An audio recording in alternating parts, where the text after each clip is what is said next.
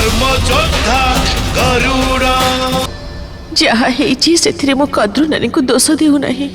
त्रुटि तो मोर ना, अपराध तो मोहि द्वारा ही मो कर्म पाई आउ केही नुहे, केवल मु ही उत्तरदायी स्वामी। मोरी भक्ति ही हुए तो त्रुटि रही जाइछि, तेबे तो एपरि संकट समय मो प्रभु को कृपा उपरे विश्वास रखी पारिलिनी। मु तुमठारु यह आशा थिला विनता। वर्तमान तुम्हें तुम मन वचन और कर्म द्वारा भगवान विष्णुंकर भक्ति मार्ग को अनुसरण कर।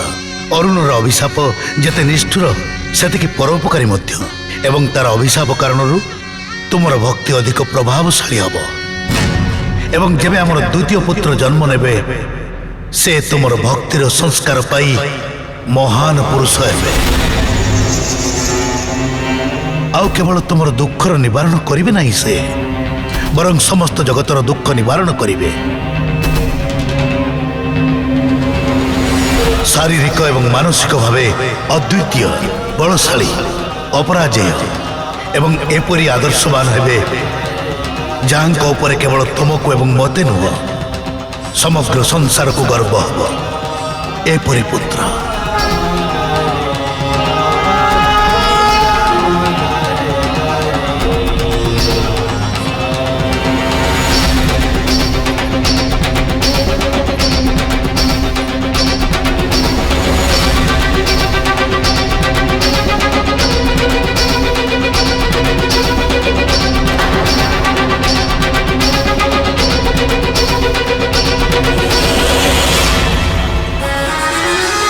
प्रथम पुत्र अपूर्ण हेबा पर मध्य विनता इति शांत किपरि?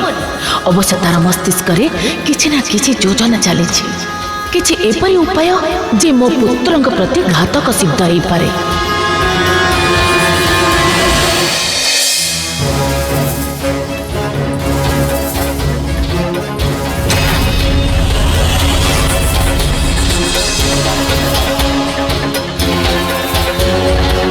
भगवान विष्णु को प्रताप हेबाकु जाउतुबा तुम संतानर वर्चस्व संपूर्ण आकाश रे स्थापित हब। महाबुद्धिमान महाबलशाली आकाशर इंद्र बोलाइबे सिए, आकाशर इंद्र बोलाइबे सिए। माता, आमे दुई जन परम पिता विष्णु एवं शिवं का आशीर्वाद प्राप्त करने हेतु तपस्या करने को जाऊँ।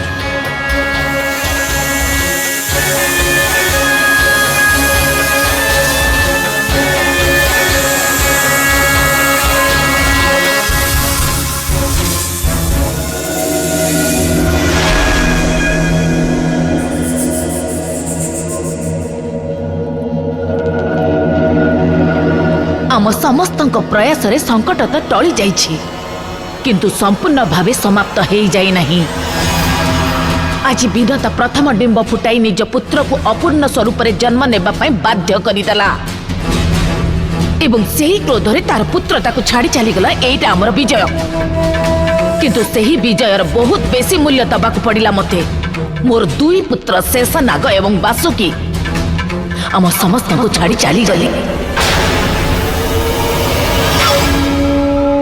से केउठा को गले माता?